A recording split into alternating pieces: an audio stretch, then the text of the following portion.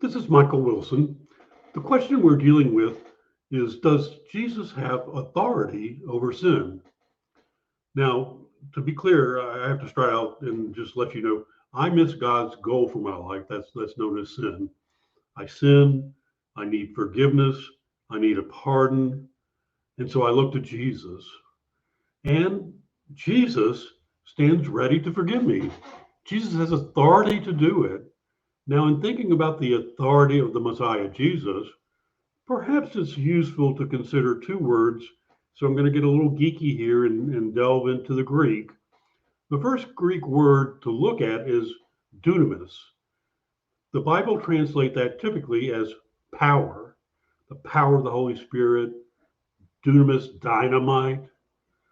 The second of the words in Greek is exousia, which the Bible translates sometimes as power and sometimes as authority, but it's best understood as authority. And there's a difference. Dunamis, or the power, is the ability to do something.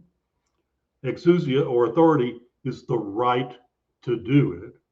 And so Jesus has both the power, the ability, and the right or the authority to forgive sin. And so when we say Jesus had authority, we mean not just that he had the power to do it, but he also had the privilege. God had given Jesus the privilege of acting on his behalf. No regard for the authorities of men, no regard for what Satan has in mind, none. And so he had both the power, dunamis, and authority, exousia. He had both the power and the privilege. It was given to him by God, and he said that again and again and again to his disciples and to the crowds and to the multitudes.